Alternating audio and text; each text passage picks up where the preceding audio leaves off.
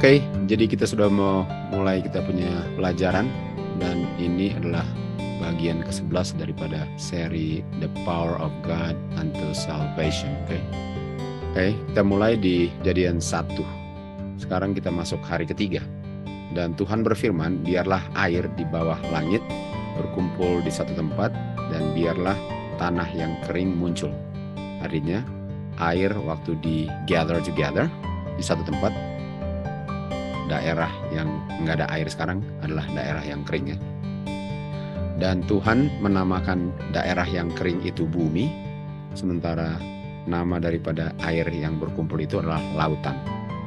Jadi inilah hari ketiga penciptaan. Dan Tuhan memisahkan air dari bumi. Kita lihat di buku Ayub, siapa yang shut up the sea with doors? Siapa yang menahan lautan itu seakan-akan ditutup di belakang pintu?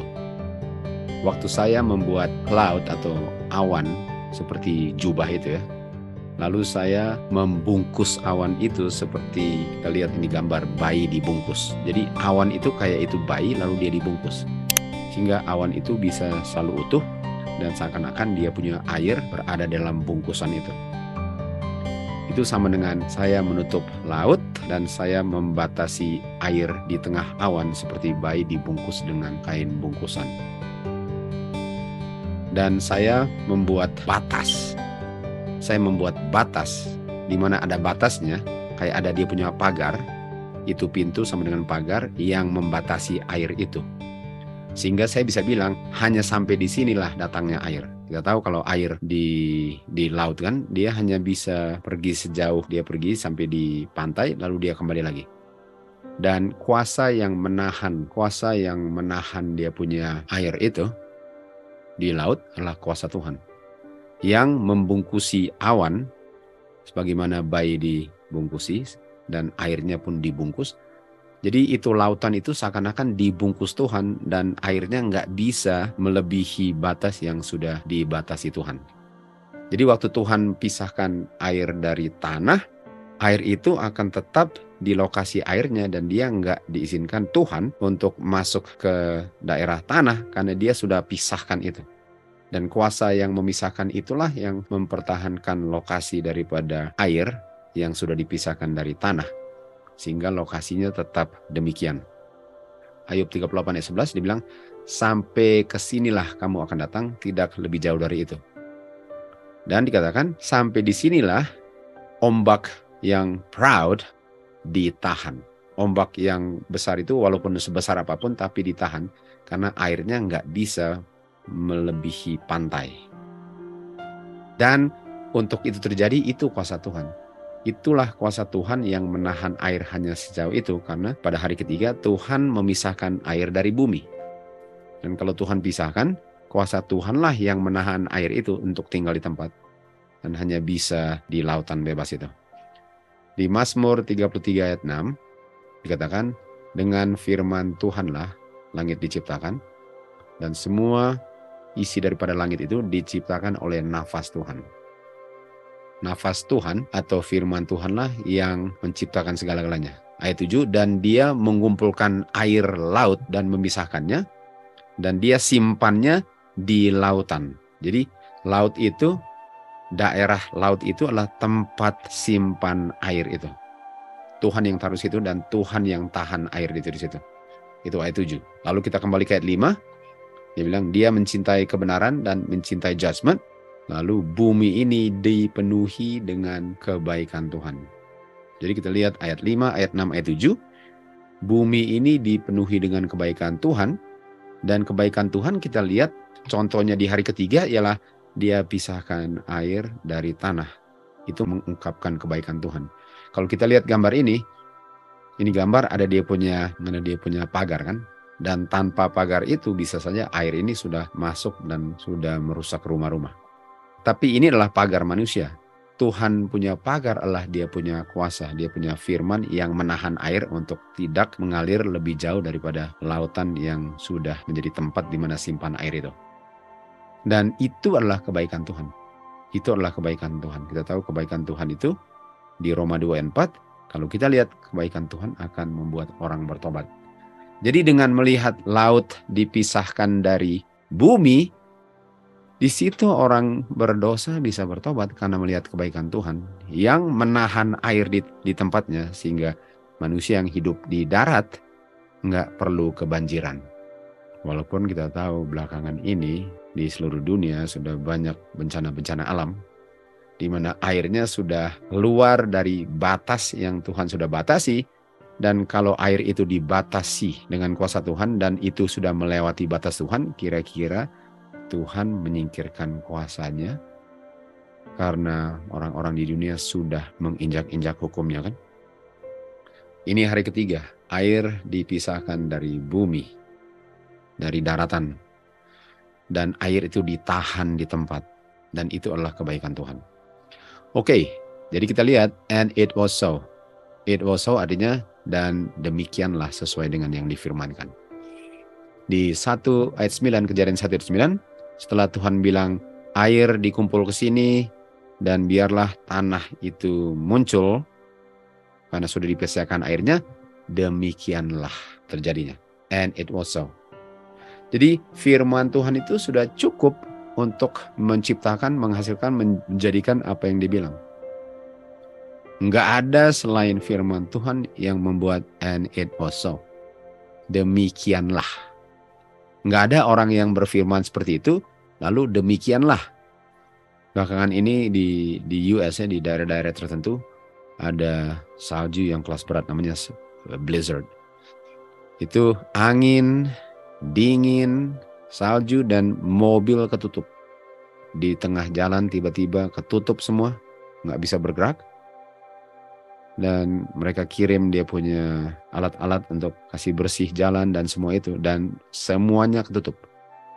Kalau saya pikir, kalau firman Tuhan bilang aja bersih semua. Langsung bersih. Manusia nggak bisa bilang itu. Harus kerja, harus bikin, harus ada usaha dengan tenaga. Dan bisa berhari-hari terjadinya. Kalau Tuhan, bersihlah semua. Langsung bersih. Jadilah. And it was so. Jadi apa yang kita bisa belajar dari firman Tuhan yang bilang and it was so, atau yang menghasilkan and it was so, demikianlah jadinya sesuai dengan yang difirmankan. Nah, di Ayub 1 ayat 8 kita tahu Tuhan bicara kepada setan. Tuhan bilang, kamu pernah nggak consider saya punya hamba Ayub? Nggak ada yang seperti dia di bumi ini. Dia sempurna dan dia berprinsip, dia takut Tuhan dan dia menjauhkan dosa. Lalu setan bilang kepada Tuhan, oh, dia takut Tuhan karena ada motivasinya. Dia takut Tuhan karena dia diberkati. Coba kalau dia nggak diberkati, pasti dia akan mengutuk Tuhan. Dan dia bilang, kamu juga sudah memagari dia. Sehingga dia dipagari, saya nggak bisa uji dia kalau dia benar-benar takut Tuhan. Jadi coba lepaskan dia punya pagar, lalu saya goda dia, pasti dia akan mengutuk engkau. Dan dia punya harta, dia kaya raya, coba singkirkan dia punya harta. Coba singkirkan berkat-berkat yang diterima, pasti dia akan kutuk engkau. Setan bilang. Jadi waktu Tuhan bilang, oh, saya punya hamba Ayub ini, dia sempurna semua itu. Setan bilang, iya, dia takut Tuhan karena dia diberkati, dan coba kalau disingkirkan berkatnya. Seakan-akan Tuhan nggak tahu bahwa Ayub itu benar-benar takut sama dia. Dan ayat 12 Tuhan bilang apa? Semua yang dimiliki Ayub, sekarang saya berikan kamu kuasa untuk bikin apa saja yang kamu mau. Membuktikan apakah Ayub benar-benar takut Tuhan, kan? Tetapi satu hal, jangan kamu sentuh nyawanya. Tunggu. Bukankah waktu Tuhan bilang jangan kamu sentuh nyawanya, bukankah itu sama dengan bilang air, laut, kamu hanya sampai ke sini. Enggak bisa lebih dari itu. And it was so. Kenapa? Karena kita tahu setan mau bunuh Ayub. Bukan main. Semua yang dia di dunia ini dia pengen bunuh ya setelah dia gunakan. Tapi kalau Tuhan nggak izinkan, itu sama dengan laut hanya sampai di sini. Dan karena it was so, artinya demikianlah, nggak bisa air laut melebihi batas yang Tuhan sudah batasi. Sebagaimana setan pun tidak bisa melebihi batas yang Tuhan sudah izinkan untuk membunuh Ayub. Jadi semuanya dibinasakan, ternaknya, anaknya, rumahnya, semuanya dibinasakan, kan? Tapi dia nggak bisa bunuh Ayub, dia nggak bisa binasakan Ayub. Kenapa? Karena Tuhan taruh batas. Artinya firman Tuhan sangat berkuasa. Karena kita tahu kalau ada yang nggak takut Tuhan, setan lah. Kalau ada yang mau berontak terhadap Tuhan adalah setan kan? Dan walaupun setan mau berontak terhadap Tuhan, dia nggak bisa berontak kalau Tuhan bilang sampai di sini. Artinya firman Tuhan bukan cuma firman. Karena kalau firman Tuhan cuma firman, setan nggak pernah peduli dengan firman Tuhan. Tapi karena firman Tuhan itu kuasa, setan nggak ada pilihan untuk nggak bikin itu karena dia dibatasi kuasa Tuhan. And it was so. Jadi kita tahu bahwa Ayub setia walaupun semuanya diambil. Karena di dalam kehidupannya semuanya diambil setan, dibunuh, dibinasakan, tetap dia percaya Tuhan. Ini dia, kita sudah memasuki masa yang sangat gawat nanti. Dan masa yang sangat gawat ini sama dengan Ayub, di mana semuanya di cut off. Yang Tuhan bilang, oke, semuanya di cut off. Semua earthly support silahkan di cut off. Tapi jangan sentuh nyawanya. Nah, saya nggak bilang bahwa nggak ada yang akan mati, akan ada yang mati. Tapi mati pun bukan berarti kehilangan kehidupan kekal. Jadi setan nggak bisa merampas kehidupan kekal seseorang, walaupun diizinkan untuk mengambil nyawanya. Tapi kita tahu orang-orang yang di time of trouble nanti nggak akan disentuh. Dan walaupun di cut off semua earthly support sama dengan Ayub, semuanya di cut off, Tuhan bilang apa? Sampai di sini. Sebagaimana laut hanya bisa lombangnya sejauh ini, hanya sejauh inilah kamu bisa membuat umatku menderita, tapi jangan sentuh nyawanya. Bukankah waktu lihat hari ketiga, waktu lihat darat dengan laut, dan setiap kali kita lihat airnya datang, lalu dia surut kembali, dia datang dengan ombaknya, lalu dia surut kembali. Itu karena kuasa Tuhan yang tahan dia di situ. Tuhan punya kuasa lah yang membuat demikian. Karena waktu Tuhan bilang, saya mau pisahkan, benar-benar terpisah. And it was so. Kecuali di zamannya Nuh kan, di zamannya Nuh Tuhan singkirkan kuasanya dan air sekarang kembali lagi ke bumi, menutupi bumi. Jadi hanya dengan kuasa Tuhan lah semua itu menjadi seperti begitu. Dan firman yang menahan ini, firman yang menahan air laut sehingga enggak ke darat, adalah firman yang mengabarkan Injil, Injil keselamatan. Injil keselamatan itu adalah firman yang menahan air laut untuk tetap di laut. Firman keselamatan Injil itu adalah firman yang bilang kepada setan, semuanya di bawah kekuasaanmu, tapi jangan sentuh nyawanya Ayub. Dan setan pun gak bisa sentuh nyawanya Ayub. Walaupun dia bisa buat dia dengan bisul-bisul, itu pun karena Tuhan izinkan. Jadi kita lihat di hari ketiga, waktu kita lihat air terpisah dari bumi, kita melihat kuasa Tuhan yang gak pernah bisa diganggu-gugat setan sekalipun, kecuali Tuhan yang lepaskan dia punya kuasa ya. 1 Petrus 1 ayat 25 dikatakan, firman Tuhan bertahan selama-lamanya.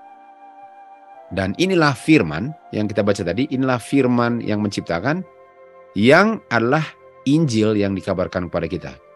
Ibrani 4 ayat 2 dikatakan, Injil itu dikabarkan, tapi banyak orang tidak profit atau tidak benefit daripada dia punya Injil, karena waktu mereka dengar, mereka nggak ada iman. Nah, dengar belum tentu beriman.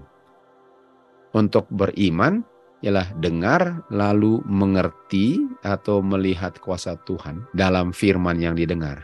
Itu iman. Artinya biarpun firman Tuhan bilang apa-apa, walaupun bagus sekalipun, tapi kalau saya nggak bisa lihat kuasanya, itu sebabnya saya tidak bisa menurut itu.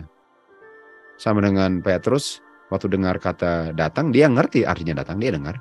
Dia mengerti bahwa datang artinya datang, tapi dia nggak bisa mengerti bahwa kuasa yang dia dengar itulah kuasa yang membuat dia jalan kalau dia nggak ada iman. Jadi nggak ada gunanya firman Tuhan kalau saya nggak buktikan kuasanya dalam penurutan saya. Nggak ada gunanya firman Tuhan, nggak ada gunanya lihat laut, nggak ada gunanya lihat awan, nggak ada gunanya lihat terang yang diciptakan. Kalau dalam kehidupan saya bergantungnya bukan kepada itu. Nggak ada gunanya. Orang-orang yang keluar dari Mesir, biarpun dikabarkan Injil, lalu mereka punya sanctuary service semua itu, tapi mereka mati di padang belantara karena mereka nggak bisa lihat kuasa Tuhan. Dengan melihat kuasa Tuhan itulah kenapa orang berani melakukan apa yang Tuhan bilang. Orang yang nggak berani melakukan apa yang dikatakan Tuhan, nggak bisa melihat kuasanya. Seakan-akan mereka lah yang harus berusaha untuk menghidupkan kehidupan mereka dengan mereka punya kerja keras dan semua itu untuk menghidupkan kehidupan mereka. Karena mereka nggak bisa lihat kuasa Tuhan. Ini Ibrani 4 ayat 2. Roma 1:16 dikatakan, Injil Kristus adalah kuasa, the power of God unto salvation. Artinya Injil Kristus, firman Kristus yang memisahkan laut dari darat, itulah kuasa Tuhan yang sanggup memisahkan saya dari dosa. Sebagaimana air dipisahkan dari darat, manusia pun dipisahkan dari dosa. Dan dosa adalah enggak menurut firman Tuhan. Dosa adalah enggak ada iman. Jadi banyak sekali dia punya bukti-bukti di alam, tapi orang enggak bisa lihat kuasa Tuhan di alam. Mereka melihat alam itu indah, hanya sejauh itulah indahnya. Mereka enggak bisa lihat kuasa Tuhan, karena dalam kehidupannya bisa kelihatan bahwa mereka enggak bisa lihat kuasa Tuhan. Ini the gospel, firman Tuhan. Dan di dalam gospel itu, atau di dalam firman Tuhan itu, yang memisahkan manusia dari dosa, yang memisahkan laut dari darat, kita bisa temukan penurutan hukum yang sempurna, yang bisa menjadi bagian kita, yang dihidupkan Kristus kalau kita percaya. Jadi kalau kita percaya bahwa Tuhan yang menciptakan segala-galanya, dan kuasa itu adalah kuasa yang menyelamatkan saya. Jadi nggak cukup untuk bilang, oh ya Tuhan yang ciptakan semua itu. Oh Tuhan itu hebat, Tuhan itu dahsyat. Tapi kedahsyatannya saya takut untuk aplikasikan dalam hidup saya. Sama dengan seakan-akan Petrus bilang, oh Tuhan itu ciptakan segala-galanya. Dia punya planet, dia gantung di semesta alam terbuka. Dia bisa menyembuhkan orang kusta, dia bisa bangkitkan orang mati. Lalu waktu kuasa itu bilang, oke, ini firman Tuhan, berani nggak lakukan? Oh enggak itu nggak bisa, belum bisa. Artinya dia bilang semua itu adalah intelek doang. Kalau cuma intelek, setan paling hebat inteleknya. Dia tahu semua itu tapi dia nggak mau menurut. Jadi apa gunanya melihat kuasa Tuhan kalau kuasa Tuhan itu saya nggak berani untuk demonstrasikan dalam kehidupan saya. Sehingga saya nggak pernah bisa terima hukum kesempurnaan penurutan hukumnya Kristus, karena itu hanya bisa diterima melalui iman. Dan iman itu dibuktikan dalam melakukan apa yang Tuhan bilang, walaupun banyak sekali konsekuensinya yang saya harus lakukan. Dan gara-gara konsekuensi itulah kenapa orang nggak beriman. Karena seakan-akan mereka bilang, mereka harus bikin itu. Nggak bisa hidup tanpa itu. Seakan-akan Tuhan nggak ada campur tangannya dalam kehidupan mereka. Kita lihat lagi di Kejadian 15 ayat 5. Dan Tuhan bawa dia keluar, dan dia bilang, lihat ke langit. Coba bisa nggak kamu hitung jumlah bintang? Dan sebelum Abraham mulai hitung, firman Tuhan yang memisahkan laut dari darat, firman Tuhan yang bilang kepada Petrus, datang. Firman Tuhan yang bilang kepada setan, sampai di sini saja, jangan sentuh nyawanya. Bilang kepada Abraham, demikian juga banyaknya keturunan kamu. Sebagaimana bintang yang kamu nggak bisa hitung jumlahnya, sebanyak itulah. Dan ini firman yang bilang, yang waktu bilang air tinggal di tempat dan air tinggal di awan. Firman yang bilang itu, dan Abraham percaya tuh. Dan karena Abraham percaya, kepada dia diberikan apa? Righteousness. Jadi Abraham percaya the power of God untuk salvation, kuasa Tuhan yang sanggup menyelamatkan orang dari dosa. Dia percaya itu. Dan dia percaya bahwa dia nggak ada andilnya untuk keturunannya sebanyak itu firman Tuhan yang lakukan itu. Dan waktu dia percaya itu, dia melihat kuasa Tuhan. Dia melihat kuasa Tuhan waktu dia lihat bintang, dia terima righteousness. Dia terima penurutannya Kristus yang sempurna. Jadi kita punya keselamatan itu tergantung dari kita memiliki righteousness-nya Kristus nggak? Dan righteousness-nya itu kita miliki di saat kita percaya karena lihat kuasanya daripada firman yang kita dengar. Abraham nggak ada alasan di sini. Beralasan, oh tapi nggak ada tapinya. Nggak ada tapinya. Sama dengan dia keluar dari Ur, nggak ada tapinya. Dan di Mazmur 97 ayat 6, langit mengungkapkan apa? Lihat, the heaven ya. Langit ungkapkan apa? Righteousness. Jadi apa yang Abraham lihat selain bintang? Mazmur bilang, selain bintang yang dilihat adalah righteousness. Dan waktu dia lihat righteousness, dia percaya. Dan sekarang righteousness-nya Kristus, penurutan sempurnanya Kristus, sekarang adalah miliknya Abraham. Kristus punya righteousness sekarang berada di dalam Abraham. Karena dia lihat righteousness waktu dia lihat langit. Karena yang ciptakan langit itu dengan firman, lah sudah berfirman bahwa kamu punya keturunan seperti itu. Itu nggak bisa gagal. Matius 24 ayat 14 dikatakan, Injil kerajaan ini akan dikabarkan ke seluruh dunia untuk menjadi saksi, barulah berakhirlah probation manusia.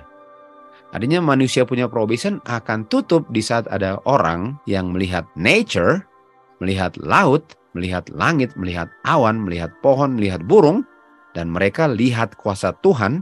Dan karena lihat kuasa Tuhan, mereka punya kehidupan menurut kuasa Tuhan. Karena penurutan itu mereka berani lakukan karena mereka lihat kuasanya. Mereka siap untuk tinggalkan apa saja di dunia ini karena sumber kehidupan mereka adalah firman yang mereka dengar dan kuasa yang mereka lihat melalui firman itu. Barulah Daniel 12:1. Barulah Matius 24 ayat 21. Barulah tutup pintu. Karena Injil ini. Jadi orang-orang yang mengabarkan Injil adalah orang-orang yang mengabarkan firman Tuhan dan menunjukkan akan kuasanya. Jadi dalam segala aspek kehidupan saya perlu menginjil. Setiap kali saya ketemu orang, saya harus menginjil. Dalam kehidupan saya harus menginjil. Dan Injil saya itu dalam kehidupan saya kasih tunjuk kuasa Tuhan. Dan untuk menunjukkan kuasa Tuhan, dengan demonstrasilah paling mantap daripada cuma bicara kan. Bicara semua orang bisa.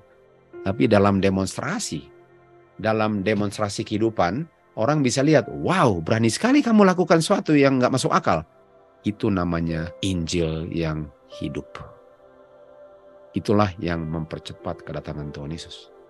Kita lihat di 2 Petrus 3:12. Kita bukan hanya menantikan kedatangan Tuhan Yesus, kita mempercepat kedatangan Tuhan Yesus dengan percaya kuasanya. Dan percaya kuasanya diungkapkan dalam penurutan setiap firman yang keluar dari mulutnya. Kita melakukannya karena kita melihat kuasanya. Orang yang hanya bisa ulang kembali kebenaran, tapi nggak berani untuk melangkah adalah orang yang hanya secara intelek mengerti firman Tuhan, tapi nggak secara spiritual. Roh Tuhan tidak diterima dalam hati. Hanya diterima firman tanpa kuasanya. Kalau di 1 Tesalonika 1 ayat 5, firman Tuhan bukan cuma kata-kata saja, tapi kuasa. Sementara orang yang mengerti tapi nggak lakukan, hanya dengar tapi nggak pernah bisa lihat kuasanya. Karena kuasa itu hanya bisa dilihat dalam kita punya penurutan. Semua yang Tuhan bilang kita lakukan, itu buktinya kuasanya. Di Kisah 28, kita sekarang di bawah subtitle, melihat tapi tidak mengerti. Kisah 28 ayat 26 dikatakan, ada orang-orang yang punya mata sehingga mereka melihat, tapi mereka nggak bisa mengerti apa yang mereka lihat. Jadi mereka ada mata untuk melihat, tapi mereka nggak bisa mengerti apa yang mereka lihat. Ini sama dengan melihat penggenapan nubuatan, tapi mereka nggak tahu itu penggenapan nubuatan. Sama dengan orang-orang di zaman murid-murid di tahun 70 atau 66, mereka bisa lihat tandanya, tapi mereka nggak tahu bahwa itu tandanya untuk keluar dari Yerusalem dan Judea. Mereka bisa lihat apa yang terjadi. Mereka bisa tahu, bisa ulang kembali peristiwa itu. Tapi mereka nggak bisa lihat bahwa itulah tandanya untuk keluar dari kota. Dan sudah dekat dia punya pintu tertutup. Di Yeremia 5 ayat 21 dikatakan, ini adalah orang-orang yang foolish, yang bodoh, tanpa pengertian. Mereka ada mata, tapi mereka nggak bisa lihat kuasa Tuhan dari apa yang mereka lihat. Nah, kalau lihat di sini kan ada orang yang berdiri di pantai, mungkin dia bisa lihat ombaknya, tapi dia bisa lihat kuasa Tuhan nggak dalam ombak itu? Dia bisa lihat nggak bahwa airnya cuma di situ oleh kuasa Tuhan, bukan karena kebetulan? Jadi nggak cukup untuk bisa lihat sesuatu kalau saya nggak bisa lihat kuasanya. Karena hanya dengan lihat kuasanya, saya berani untuk melangkah. Yeremia 5 ayat 22, dia bilang, kamu nggak takut aku? Tuhan bilang. Kamu nggak gemetar dalam kehadiranku? Akulah yang menempatkan pasir sebagai batas laut. Akulah yang taruh pasir untuk memisahkan darat dan laut. Sehingga air nggak bisa melewatinya. Walaupun ombak bergelora, Walaupun mereka bunyinya seperti singa mengaum-ngaum, tapi mereka nggak bisa melewati pasir yang aku sudah tarik sebagai batas sampai di sini saja airnya. Orang yang bodoh nggak bisa lihat itu, karena mereka nggak bisa lihat kuasa Tuhan. Lihat bintang nggak lihat kuasa Tuhan, lihat binatang nggak lihat kuasa Tuhan. Yang mereka bisa lihat ialah bagaimana saya bisa hidup, supaya saya bisa hidup. Yang dikejar adalah untuk kehidupan mereka. Sementara kuasa Tuhan lah yang hidupkan mereka. Dan karena mereka nggak bisa lihat itu, itulah yang mereka kejar dengan kompromi atau mereka bayar kehidupan kekal mereka untuk menghidupkan kehidupan mereka. Petrus melihat kuasa Tuhan waktu dia lihat dia punya ombak. Apakah kamu lihat kuasa Tuhan waktu kamu lihat ombak? Atau kamu lihat ombaknya tanpa kuasa Tuhan? Petrus lihat kuasa Tuhan waktu dia lihat ombak. Walaupun di tengah jalan dia mulai ragu kan, tapi dia sempat jalan. Jadi waktu saya lihat ombak, waktu saya lihat laut, saya lihat apa? Dan waktu orang lihat itu, dia ambil dia punya kamera keluar kan, dia punya HP, dia punya iPhone, whatever, langsung difoto, langsung di-share. Dia lihat kuasanya nggak? Karena lihat kuasanya itu yang menghasilkan iman, yang akan diungkapkan dalam penurutan. Di 2 Timotius 1:7 dikatakan, Tuhan kasih tunjuk dia punya kuasa ya, waktu Tuhan kasih tunjuk kuasanya, bukan untuk membuat kita takut. Tuhan kasih tunjuk kuasanya, jadi waktu Tuhan kasih tunjuk dia punya ombak yang besar, tapi ombak hanya sampai di pasir kan? Dia kasih tunjuk ombak bukan untuk membuat orang takut, tapi untuk membuat orang lihat kuasanya dan kasihnya. Dan sound mind, artinya rasa aman. Makanya orang berani berdiri di pasir laut. Kenapa? Dia tahu airnya hanya sampai sejauh itu kan? Walaupun dia lihat ombak yang besar, dia berani berdiri di pasir laut. Kenapa? Karena dia tahu ombaknya hanya akan mati di tempat. Makanya dia nggak takut. Jadi setiap kali kita lihat ombak besar, itu membuat kita lihat kuasa dan kasih Tuhan. Jadi ombak yang besar dalam kehidupan itu malahan menghasilkan kita lebih mencintai Tuhan. 1 Yohanes 4:18, kalau kita mengasihi Tuhan, kalau kita memiliki kasih, karena kita nggak takut, waktu kita lihat ombak, dan kita lihat kasih Tuhan, kita nggak takut. Karena kasih yang sempurna membuang keluar rasa takut itu. Jadi waktu saya lihat dunia ini sekarang sudah dilanda oleh segala macam bencana alam yang kita tahu akan terus-menerus masuk 7 kutuk Tuhan, ditutup dengan kedatangan Tuhan Yesus. Umat Tuhan lihat itu bukan lihat ketakutan, mereka lihat kasih Bapa. Nggak ada yang akan takut masuk time of trouble, kecuali yang nggak bisa lihat kuasa Tuhan dan diungkapkan dalam tidak mau menurut dan selalu berusaha untuk bisa melakukannya dengan tenaga, hikmat, dan semua itu. Padahal itu semua kuasa Tuhan. Umat Tuhan yang benar-benar umat Tuhan bukan pengakuan, nggak ada takut dalam hidup mereka. Karena badai, mereka nggak lihat badai, mereka lihat kuasa kasih Tuhan. Sementara orang yang bodoh yang tadi katakan, mereka cuma lihat badai yang menakutkan. Kuasa Bapa yang sangat berkuasa itu bukan untuk menghasilkan takut, tapi membuat kita lebih percaya Dia.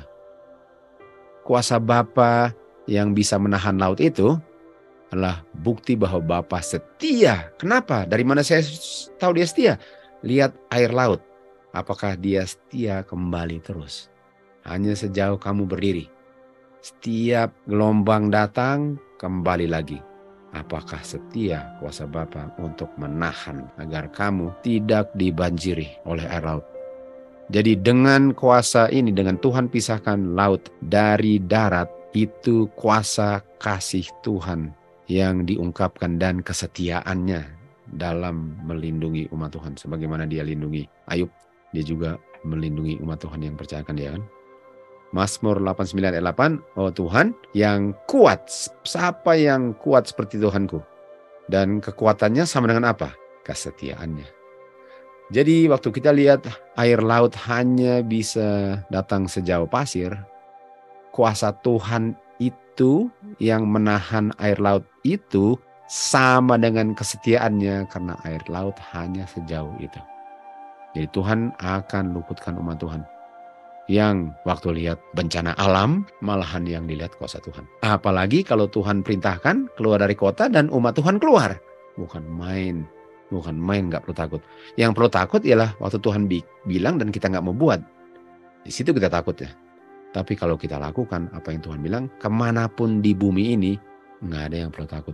Dimanapun, kapanpun, dengan siapapun, namanya ini ikut perintah Tuhan, nggak perlu takut karena Tuhanlah yang perintah itu. Ayat 9, engkaulah yang memerintah dan bukan cuma memerintah, mengendalikan laut yang ganas.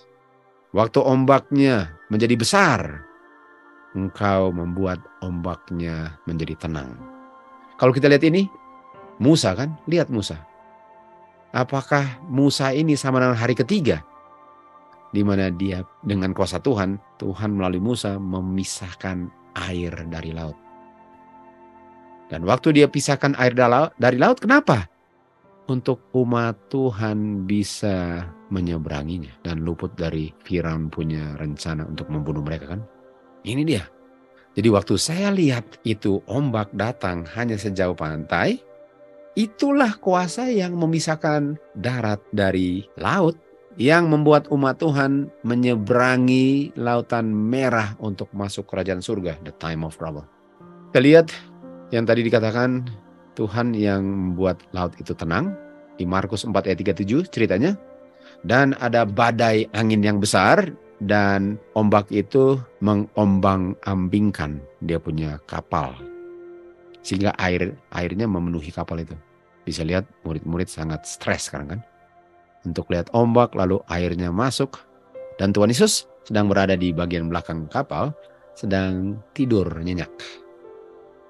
Dan mereka bangunkan Tuhan Yesus dan bilang, Guru, apakah kamu gak peduli kita sudah mau binasa, kamu tidur lagi? Lalu Tuhan Yesus bangkit dan dia menghardik angin. Dia menghardik dia punya angin. Dan bilang kepada laut, peace, damai, tenang, be still. Tunggu. Bukankah Tuhan yang pisahkan air dan bilang cuma sampai di sini di hari ketiga? Dan suara firman yang sama bilang lagi, peace, be still. Sampai sejauh ini. Bukankah ini kuasa yang pisahkan laut dari darat di saat umat Tuhan keluar dari Mesir? Dan langsung ada a great calm, langsung tenang. Firman yang sama. Jadi kalau kita benar-benar melihat kuasa Tuhan, apa yang kita perlu takut waktu kita mengikuti firman Tuhan? Apa? Kekurangan makanan? Kekurangan minum? Nggak ada tempat tinggal? Apa yang membuat kita takut? Kalau firman Tuhan itulah yang mengadakan sesuatu yang kamu nggak ada karena kamu berani tinggalin. Apa sih yang saya takut yang nggak bisa dipenuhi gara-gara ikut firman Tuhan? Apakah kalau Tuhan bilang bikin sesuatu, tinggalkan itu? Waktu saya tinggalkan sekarang hidupnya melarat karena Tuhan nggak ada kuasa untuk memenuhi kebutuhan kamu? Markus 4 ayat 40. Ditanya, kenapa kamu takut? Kenapa kamu nggak ada iman? Artinya waktu kamu lihat dia punya ombak, kamu nggak bisa lihat bahwa kamu nggak bisa lihat saya punya kuasa di situ. Saya yang ciptakan semua ini, saya yang tahan laut ini. Laut ini menjadi ada seperti ini dengan kuasa saya dan saya bisa suruh dia diam kapan saja. Saya yang ciptakan ini. Kenapa kamu takut kalau ini saya yang ciptakan? Dan mereka sangat ketakutan dan mereka bilang satu dengan lain, ini orang seperti apa ya? Sedangkan angin dan laut aja menurut dia. Bukankah ini yang ciptakan semua ini? Wow, ini kita butuhkan sekali. Karena kita sudah mau masuki masa yang paling gawat yang gak pernah dilewati dunia ini. Dan hanya orang yang melihat kuasa Tuhan lah lihat badai yang mereka lihat kasih Tuhan, kuasa Tuhan, dan ketenangan jiwa. Sementara orang yang gak bisa lihat kuasa Tuhan, yang biasa lihat firman Tuhan tapi gak pernah lihat kuasa Tuhannya, penuh dengan stres. Gak ada peace, gak ada damai. Jadi time of trouble itu sebenarnya apa? Lihat kuasa Tuhan, lihat kasih Tuhan. Di dalam badai, saya lihat pengharapan bagi yang beriman. Ini adalah pengungkapan daripada kuasa penciptaan Tuhan. Karena waktu Tuhan bilang, jadilah, and it was so. Diam di tempat, and it was so. Setan bisa sentuh segalanya kecuali nyawanya, and it was so. Tuhan sangat mengendalikan semua yang diciptakan. Nggak ada yang diciptakan lalu sudah out of control. Dan inilah firman yang mengabarkan Injil. Inilah firman Injil. Injil bicara tentang kuasanya. Dan kuasa itulah yang sanggup untuk memisahkan saya dari dosa, sebagaimana Tuhan pisahkan air dari darat. Kita harus belajar dari alam kuasa Tuhan di atas lautan terbuka, di atas ombak. Kuasanya menahan ombak yang sedang bergelora di dalam jiwa saya. Jadi di saat saya punya hidup seakan-akan sedang penuh dengan ombak-ombak spiritual, kuasa Tuhanlah yang bilang, peace, be still. Ini kita butuhkan sekali. Kita belajar firman Tuhan untuk ada benefitnya. Benefitnya adalah kelihatan perubahan hidup kan. Sikap saya, gaya ngomong saya itu beda orang yang beriman dengan enggak. Orang yang enggak beriman, oh iya, memang firman Tuhan bilang, tapi apa? Ya tapi kan beda. Beda apanya beda? Apanya yang beda? Jadi yang kita butuhkan ialah tambah iman. Kita harus increase our faith. Di Lukas 17 ayat 5 dibilang tambahkan iman kami. Artinya iman ada tapi perlu ditambah. Dan dikatakan di sini, seseorang dibenarkan melalui iman, dan setelah dia beriman, dia sekarang ada apa? Ada peace. Bukankah ini peace ini adalah yang dibilang peace be still? Artinya orang yang dibenarkan jiwanya apa? Stres? Takut ini? Nanti gimana mau makan nih? Apakah orang yang beriman selalu khawatir mau bagaimana? Nanti gimana? Nanti kalau ini gimana? Kalau ikut firman Tuhan gimana? Itu buktinya kamu nggak dibenarkan. Karena orang yang dibenarkan ada iman dan dia ada damai. Orang yang nggak ada iman, dia lihat laut, aduh mau binasa kita. Orang yang beriman bilang, ini kuasa Tuhan, jangan takut. Ini buktinya ada kuasa Tuhan, ngapain mau takut? Itu orang beriman. Artinya orang yang selalu takut bagaimana kehidupannya, dibenarkan nggak? Enggak, mereka nggak dibenarkan. Mereka masih salah di hadapan hukum Tuhan. Dan dengan iman yang membuat saya damai itu, saya sekarang dapat grace, kuasa Tuhan, agar saya nggak jatuh lagi, agar saya nggak berdosa lagi. Jadi kuasa Tuhan itu membebaskan saya dari dosa, sehingga saya damai dengan Bapa, karena nggak ada dosa yang memisahkan. Dan kuasa grace itu mempertahankan saya untuk tetap damai untuk selama-lamanya, selama saya pilih untuk percaya. Lalu Roma 5 ayat 3. Bukan hanya demikian, kita juga bersuka cita di dalam tribulation. Tribulation artinya ombak-ombak kehidupan. Kita bersuka cita di dalam ombak-ombak kehidupan. Karena melalui ombak-ombak kehidupan, kita bisa menghasilkan kesabaran. Nah, nggak bisa orang sabar kalau dia nggak tahu atau nggak pasti atau nggak dijamin bahwa akan ada jalan keluarnya. Orang hanya bisa sabar kalau dia tahu ada jalan keluarnya. Dan dia tahu pasti akan datang jalan keluarnya. Tapi kalau dia nggak tahu akan ada datang jalan keluar, kira-kira dia bisa sabar? Jadi Tuhan untuk tambahkan iman orang, dia izinkan ombak-ombak dalam kehidupan, karena ombak-ombak itulah yang membuat saya lebih beriman dan lebih sabar menunggu jalan keluarnya, karena saya tahu bahwa Tuhan sudah berjanji dan janjinya pasti akan digenapi walaupun sekarang saya sedang menghadapi ombak-ombak yang ganas dalam kehidupan saya. Nggak bisa orang menjadi sabar kalau nggak ada iman. Dan kesabaran itu menghasilkan pengalaman. Kita punya pengalaman, itulah yang akan kita gunakan di dalam time of trouble. Dan pengalaman itu menghasilkan pengharapan. Jadi nggak bisa tambah pengharapan, tambah pengalaman, tambah kesabaran kalau nggak ada iman. Akan tumbang, akan layu, akan binasa. Karena hanya firman Tuhanlah yang sanggup membuat orang itu lewat time of trouble dengan aman. Efesus 2:12. Bagaimana kalau saya nggak ada harapan ya? Orang yang tidak ada pengharapan adalah orang yang tidak ada pengalaman, tidak ada kesabaran. Karena di dalam bencana-bencana kehidupan, dia hanya mengeluh. Karena dia nggak ada damai, dan kalau nggak ada damai artinya dia nggak ada iman, dan oleh sebab itu hidupnya nggak benar di hadapan Tuhan. Kalau dia nggak ada pengharapan gimana? Efesus 2:12. Dulu saya hidup tanpa Kristus, saya hidup tanpa God di dunia ini. Apa? Saya nggak ada pengharapan. Orang yang tidak ada pengharapan, orang yang hidup tanpa iman, yang diungkapkan dalam penurutan, hidup tanpa Kristus. Hidup tanpa Bapa di dunia ini. Mari lihat orang yang jahat, the wicked. Orang yang jahat itu seperti lautan yang ganas. Trouble. Time of trouble. Daniel 12:1 kan. Dan 12:10, orang yang wicked selalu berbuat yang jahat. Orang yang wicked tidak bisa mengerti. Dan orang yang wicked nggak bisa rest. Kita tahu yang nggak bisa rest lah orang yang terima tanda binatang. Karena mereka selalu bekerja dalam pikiran mereka bagaimana untuk kita punya kehidupan ini, padahal Tuhan yang hidupkan mereka. No rest. Biarpun rest hari ke-7, tapi jiwanya nggak ada rest dari mau memenuhi kebutuhan hidup. Yang Tuhan bilang, akulah yang akan tambahkan kepadamu. Jadi orang yang jahat itu adalah seperti laut yang penuh dengan gelombang yang mengerikan. Orang jahat. Dan Yesaya 57 ayat 21 dikatakan, nggak ada damai dia kepada orang yang wicked. Kepada orang yang jahat nggak ada damai.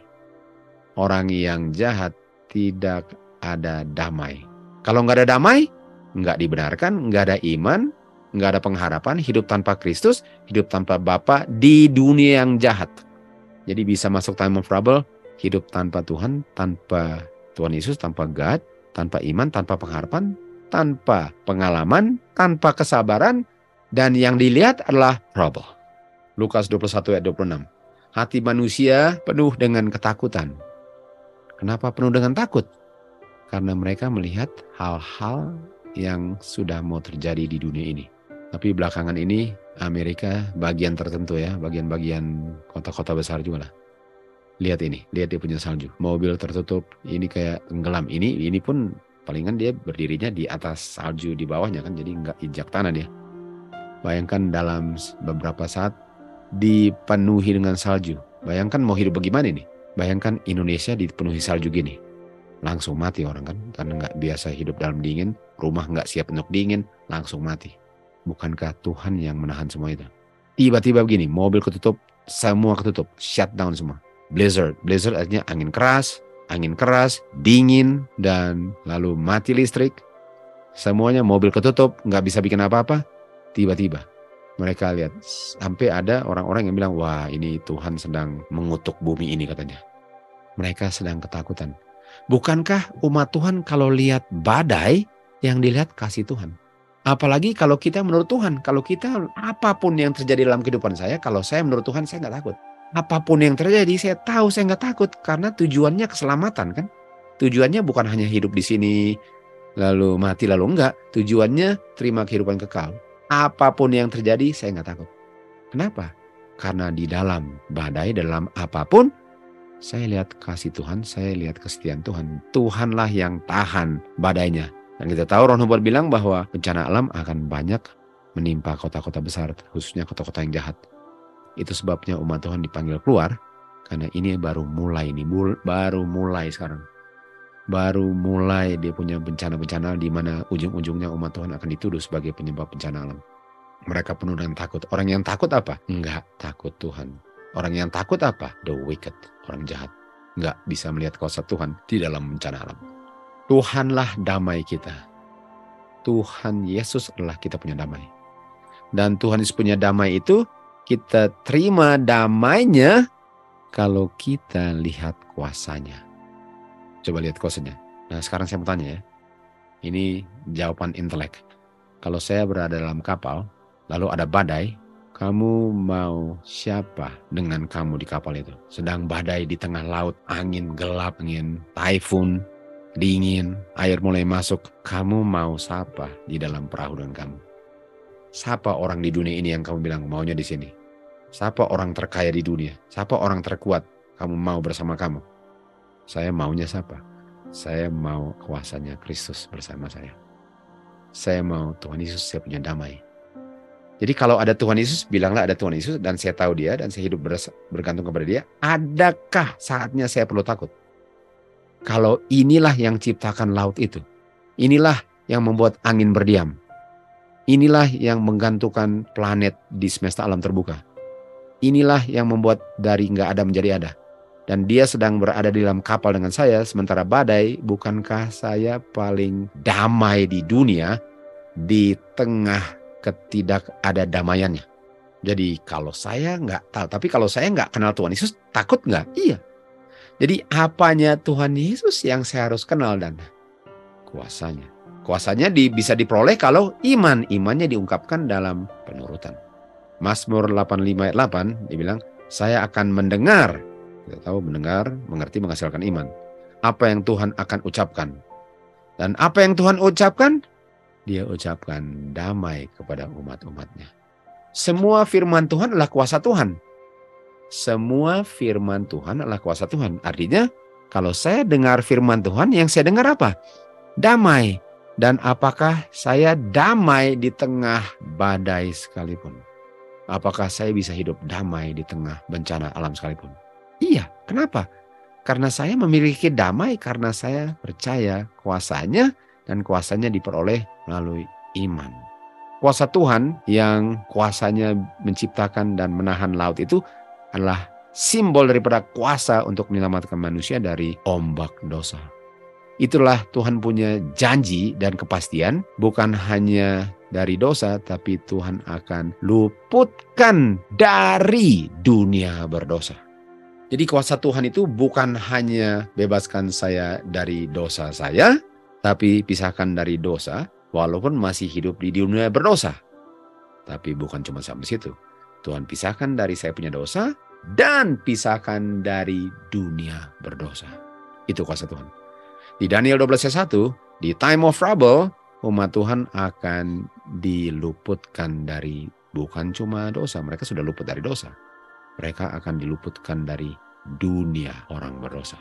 Di tengah malamlah Tuhan ungkapkan apanya? Kuasanya untuk meluputkan umatnya. Lalu siapa yang di situ? The wicked. Orang yang jahat melihat dengan teror, dengan satu kekaguman terhadap apa yang terjadi. Sementara orang jahat melihat kuasa Tuhan dan ketakutan, orang yang benar melihat kuasa Tuhan sebagai satu sukacita di mana mereka sudah mau diluputkan dari dunia orang berdosa. Bukan hanya pisah dari dosa, pisah dari dunia yang penuh dengan dosa. Itu time of trouble. Jadi kita sudah mendekati memasuki time of trouble. Bukankah ini bekal yang kita butuhkan sebelum kita masuk badai terbesar yang gak pernah dialami sejarah dunia ini? Dan bukankah kita harus mulai percaya akan kuasanya sebelum kita memasukinya? Untuk percaya itu artinya apa saja yang Tuhan perintahkan saya akan lakukan. Dari A sampai Z namanya Tuhan perintahkan saya lakukan. Itu namanya percaya. Dan nanti every earthly support cut off. Semua kebutuhan dunia itu di cut off. Kenapa di cut off? Itu sama dengan Tuhan bilang kepada setan mengenai Ayub. Oke, silahkan bikin apa saja yang kamu mau. Cut off. Ayub di cut off. Cut off dari hartanya, ternaknya, anaknya, sampai istrinya pun, teman-temannya pun. Ayub mengalami every earthly support cut off. Tapi Tuhan bilang apa? Sampai di sini saja di cut off-nya. Jangan sentuh nyawanya. Sama dengan di hari ketiga. Laut sampai di sini saja. Ini bagian darat sekarang. Umat Tuhan bukan hanya dibebaskan dari dosa, dibebaskan dari dunia yang penuh dosa. Dan akan kembali lagi 1000 tahun memasuki dunia tanpa dosa. Di Yesaya 51 dikatakan, bangun, bangun, kenakan kekuatan Tuhan. Ini katakan strength. Dan kekuatan Tuhan itu adalah kekuatan Tuhan yang melukai setan. Artinya kekuatan Tuhan itulah yang menaklukkan setan. Wounded the dragon. Dan dikatakan, bukankah engkau kekuatanmu lah yang mengeringkan lautan merah, air yang sangat dalam, untuk menebus umatmu untuk melewati lautan merah? Tahu nggak? Ini kita punya time of trouble nanti. Sebagaimana mereka keluar dari Mesir, harus melewati lautan. Hari ketiga dipisahkan air dari darat, umat Tuhan pun akan melewati time of trouble. Dan di situ penuh dengan trouble. Tadi kita lihat trouble apa? Wicked. Orang yang jahat itu trouble. Di time of trouble, wicked. Orang yang gak bisa lihat kuasa Tuhan. Dan di ujung daripada time of trouble, apa katanya tadi? Orang jahat hanya bisa lihat trouble. Umat Tuhan lihat mereka punya tanda kuasa. Umat Tuhan diluputkan dari troublous times. Kita perlu melihat kuasa Tuhan yang membelah lautan merah. Yang memisahkan laut dari darat. Dan yang umat Tuhan lihatlah kuasa Tuhan. Sementara orang yang jahat hanya bisa lihat kekacauan, ketakutan. Dan oleh sebab itu, orang-orang yang diluputkan Tuhan akan kembali ke Yerusalem.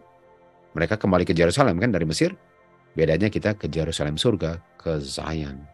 Di mana rasa sedih, rasa sorrow dengan mourning akan lenyap semuanya. 51:12. Akulah yang memberi penghiburan bagi kamu. Kenapa kamu mau takut kepada orang yang akan mati, sementara kamu akan hidup selama-lamanya? Jadi waktu di time of trouble, kita mau diancam dibunuh oleh orang yang akan mati, sementara umat Tuhan akan hidup selama-lamanya. Kenapa yang mau hidup selama-lamanya takut kepada yang akan mati dengan segera? Kuasa Tuhan itu yang membuat demikian. Kan? Atau kenapa mau takut manusia yang seperti rumput lalu layu waktu matahari keluar? Sementara kamu akan bersinar untuk selama-lamanya. Kuasa Tuhan yang membuat engkau takut. Lupakah kamu bahwa Tuhan penciptamu? Dialah yang menciptakan langit dan segala-galanya. Dialah yang meletakkan fondasi bumi dengan kuasanya. Apakah takut setiap hari kamu itu terhadap yang menindas kamu itu? Bukankah dia sudah mau dibinasakan? Di mana keganasan orang yang ganas ini yang mau menindas? Jadi kita di time of trouble kita tahu kita akan diopres, ditindas. Tapi yang ditindas sudah mau dibinasakan, sementara yang ditindas hidup selama-lamanya. Siapa oppressor? Siapa penindas itu? Raja Babylon, setan. Setan adalah penindasnya, di mana setanlah yang sudah mau berakhir kehidupannya. Sementara umat Tuhan yang ditindas akan hidup selama-lamanya.